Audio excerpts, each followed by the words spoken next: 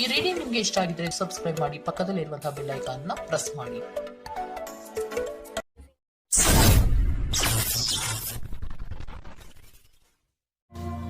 ನಿಮ್ಗೆ bottom of the duck ಏನ್ ಬಂದಿದೆ? ಕಿಂಗ್ ಆಫ್ ಕಪ್ ಬಂದಿದೆ. ನಮ್ಮ ಲವ್ ಲೈಫ್ ವಿಚಾರದಲ್ಲಿ ಬ್ಯಾಲೆನ್ಸ್ ಅನ್ನ ಮಾಡಬೇಕು ಅನ್ನುವಂತಹ ಆಲೋಚನೆಯಲ್ಲಿರುವಂತಹದ್ದು ನಿಮ್ಗೆ ರೆಪ್ರೆಸೆಂಟ್ ಆಗ್ತಾ ಇದೆ.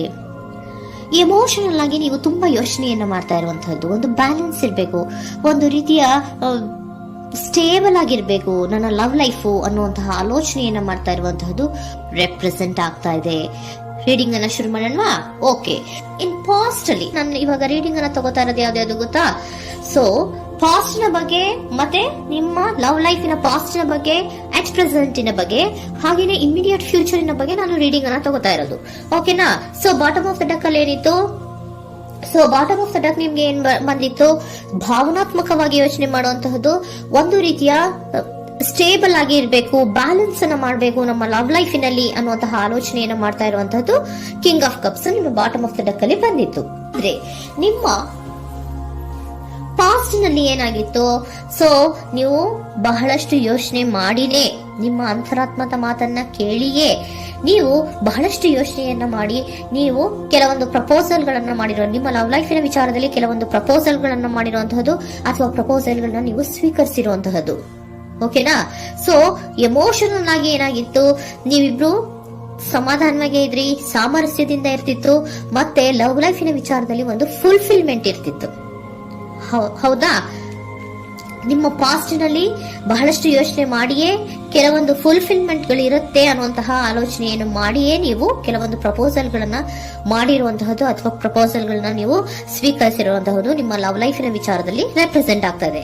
ಆದ್ರೆ ಅಟ್ ದ ಪ್ರೆಸೆಂಟ್ ನಲ್ಲಿ ಏನಾಗ್ತಾ ಇದೆ? ಅಟ್ ದ ಪ್ರೆಸೆಂಟ್ ನಲ್ಲಿ ನೀವ್ ಯಾಕೋ ಆಲೋಚನೆಯನ್ನ ಮಾಡ್ತಾ ಇರುವಂತಹದ್ದು ರೆಪ್ರೆಸೆಂಟ್ ಆಗ್ತಾ ಇದೆ ನಿಮ್ಮ ಲವ್ ಲೈಫಿನ ವಿಚಾರವಾಗಿ. ನೋಡಿ, 7 ಆಫ್ ಪೆಂಟಿಕಲ್ಸ್ ಬಂದಿದೆ.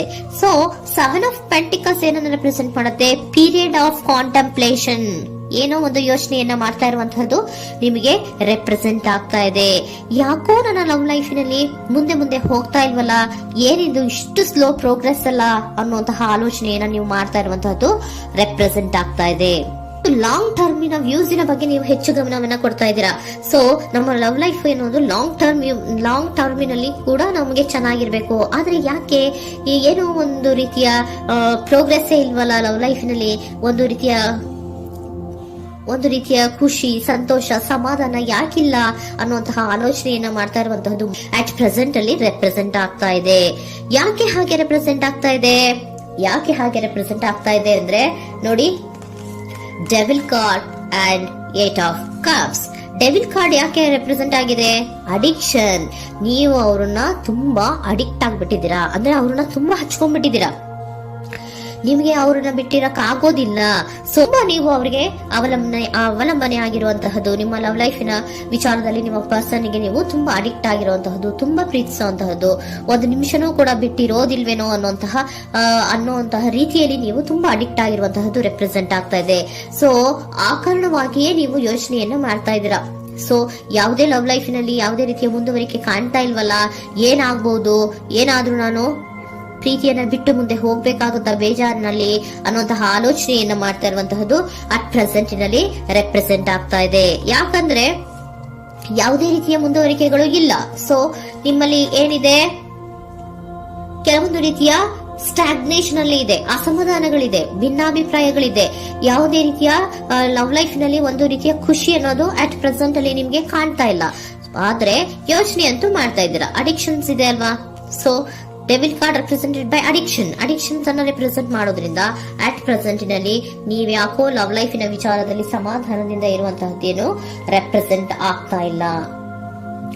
ಸೊ ಏನಾಗುತ್ತೋ, ಇದು ಹಿಂಗೆ ಆಗ್ತಾ ಇದ್ರೆ ಏನಾಗುತ್ತೋ, ಇದೇನ್ ವಿತ್ಡ್ರಾ ಆಗ್ಬಿಡುತ್ತಾ, ನನ್ನನ್ನು ಬಿಟ್ಕೊಡ್ತಾರ ಅನ್ನುವಂತಹ ಆಲೋಚನೆಯನ್ನ ಕೂಡ ಕೆಲವೊಬ್ರು ಮಾಡ್ತಾ ಇರುವಂತಹದ್ದು ರೆಪ್ರೆಸೆಂಟ್ ಆಗ್ತಾ ಇದೆ. Next, in the near future ಅಲ್ಲಿ ಅಥವಾ ಇಮಿಡಿಯೇಟ್ ಫ್ಯೂಚರ್, ಇದು 1 ಮಂತಿನ ರೀಡಿಂಗ್ ಅಷ್ಟೇ, ಇನ್ನು ಲೈಫ್ ಲಾಂಗ್ ಇನ ರೀಡಿಂಗ್ ಅಲ್ಲ. ಓಕೆನಾ? ಜಸ್ಟ್ 1 ಮಂತಿನ ರೀಡಿಂಗ್ ಅಷ್ಟೇ.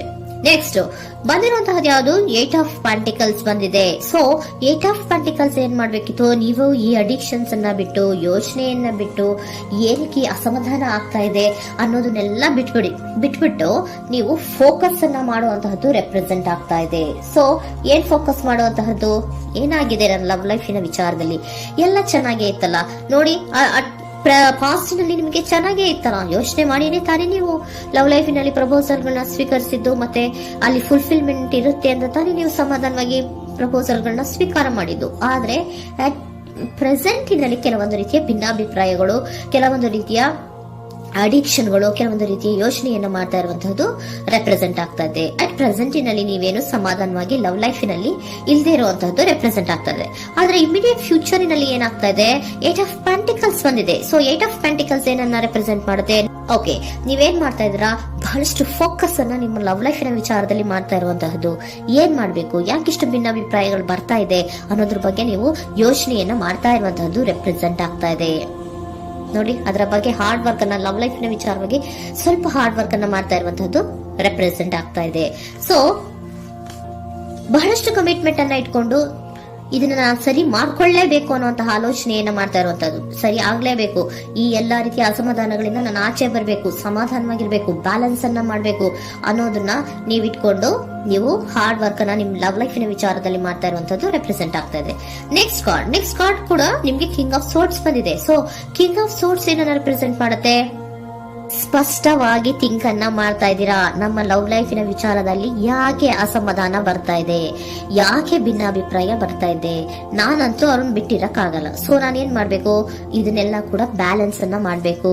ಅದಕ್ಕೆ ನಾನು ಏನ್ ಮಾಡ್ಬೇಕು? ಫೋಕಸ್ ಅನ್ನ ಮಾಡ್ಬೇಕು. ಫೋಕಸ್ ಅನ್ನ ಮಾಡಿ ಅಲ್ಲಿ ನೀವು ಕರೆಕ್ಟ್ ಆಗಿ ಕ್ಲಿಯರ್ ಥಿಂಕಿಂಗ್ ಅನ್ನ ಮಾಡಿ, ಒಂದು ಸ್ಟ್ರಾಂಗ್ ವಿಲ್ ಪವರ್ ಅನ್ನ ಇಟ್ಕೊಂಡು ನೀವು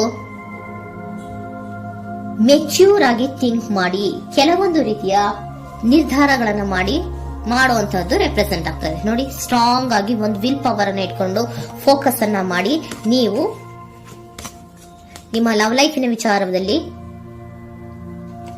ಬಹಳಷ್ಟು ಧೈರ್ಯದಿಂದ ನಿಮ್ಮ ಲವ್ ಲೈಫಿನ ವಿಚಾರವನ್ನ ಅಥವಾ ಲವ್ ಅನ್ನ ನೀವು ಬ್ಯಾಲೆನ್ಸ್ ಅನ್ನ ಮಾಡುವಂತಹದ್ದು ರೆಪ್ರೆಸೆಂಟ್ ಆಗ್ತಾ ಇದೆ.